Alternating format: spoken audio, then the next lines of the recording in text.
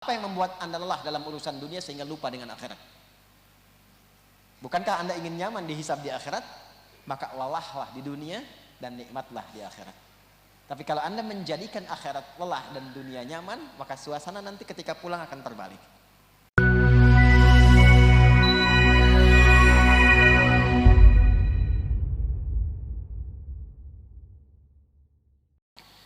Amanah, ini kata kerja. Kata kerja itu kan menunjukkan pekerjaan ya. Di pekerjaan adalah aktivitas kita yang langsung mengambil iman itu dan diputuskan untuk memeluknya. Ambil iman, lekatkan pada diri kita. Pekerjaannya itu disebut dengan amanah. Kalau iman itu kemudian membimbing kita untuk berperilaku yang dibimbing oleh iman itu, nanti kita akan tunjukkan ya, kita akan jelaskan. Ada orang-orang nanti yang ketika bersikap dia mengikuti tuntunan imannya, dibimbing oleh imannya, dan itu nanti akan ada getarannya berbeda dengan getaran biasa. Ya, paling gampangnya begini, kalau mau ngecek tentang getaran iman itu setiap waktu sholat. Itu rumusnya ditemukan di Quran surah 8 ayat kedua. Ya, Quran surah ke-8 ayat 2, Al-Anfal ayat kedua. Itu rumus untuk mengecek getaran iman. Innamal mu'minuna alladzina idza dzukirallahu wajilat qulubuhum wa idza tuliyat 'alaihim ayatuhu zadatuhum imana wa 'ala rabbihim yatawakkalun. Sungguh insan beriman, pemilik iman itu bisa diuji. Bagaimana cara mengetahui ada iman dalam diri? Salah satunya kata Al-Qur'an, perhatikan. Idza dzukirallahu, kalau disebutkan nama Allah, wajilat qulubuhum, ada konfirmasi dalam hatinya, ada getaran. Kapan disebutkan nama Allah? Saat azan. Makanya dalam setiap pergantian waktu setiap hari, subuh ke siang ada zuhur, ada asar ke sore, ada maghrib, ada isya, disebutkan nama Allah kan? Diperdengarkan ke telinga ya. Telinga itu bahasa Arabnya udhun. Jamaknya azan. Karena itu azan kenapa disebut dengan panggilan? Karena suaranya sampai ke pendengaran, ke telinga. Ya, didengar.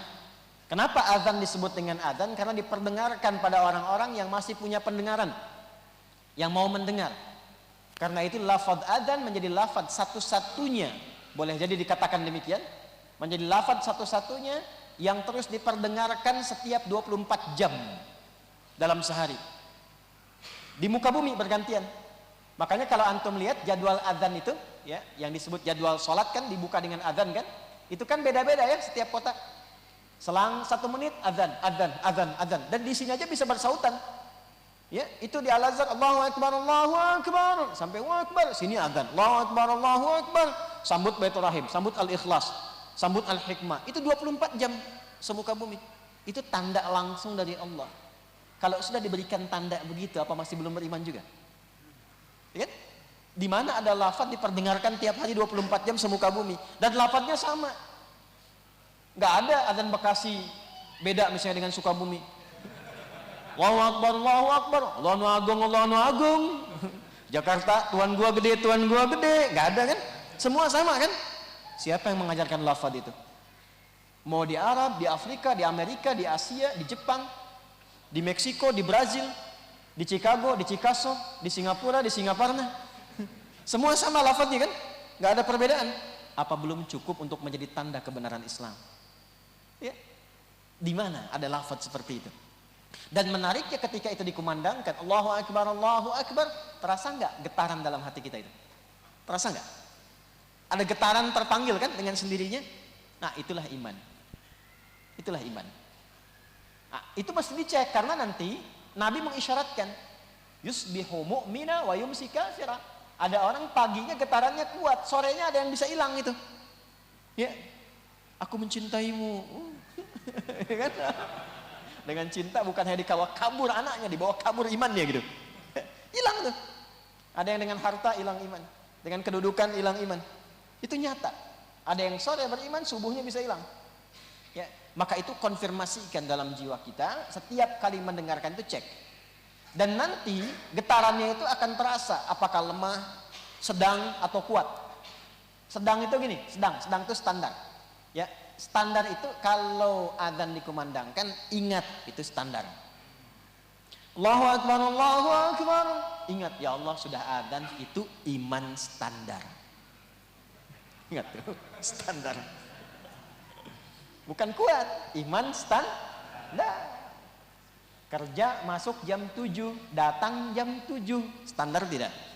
Standar. Anda datang jam 5, hebat namanya. Teladan, nyapu, buka pintu, ya, ngecek.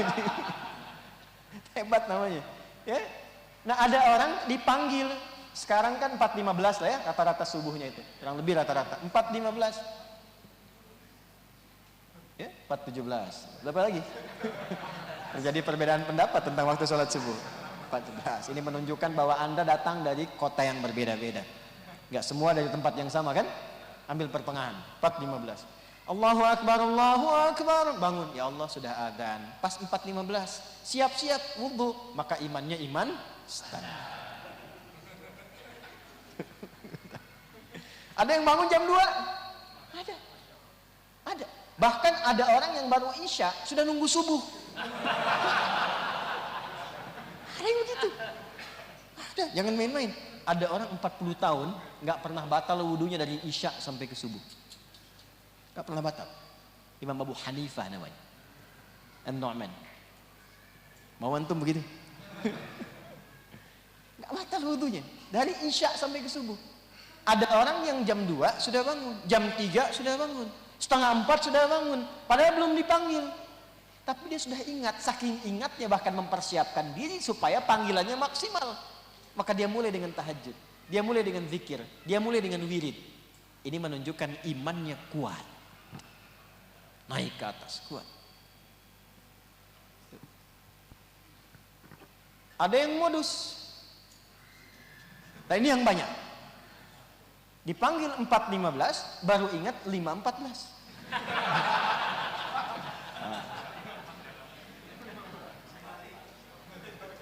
Ini baru ingat. Modusnya kan kecapean, gitu kan? Kesiangan. Baik ya? Halo? Jelas ya? Kenapa ada orang lain lebih berat pekerjaannya, dia bisa bangun lebih awal? Anda yang ringan mengatakan, capek, lelah. Apa yang membuat Anda lelah dalam urusan dunia sehingga lupa dengan akhirat? Bukankah Anda ingin nyaman dihisab di akhirat?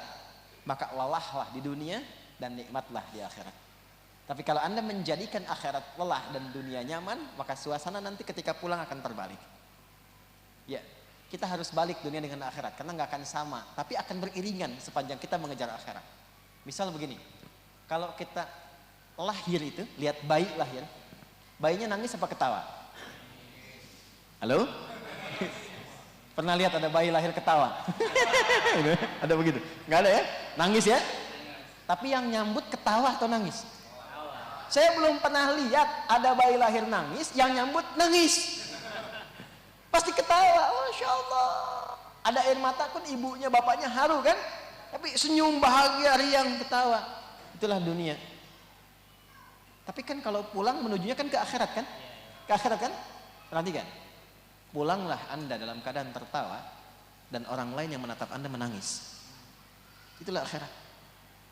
Jadi biarkan kita lahir dengan menangis, orang tersenyum, dan jadikan diri kita pulang dengan tersenyum dan orang lain menangisi kepergian kita dengan kemuliaan.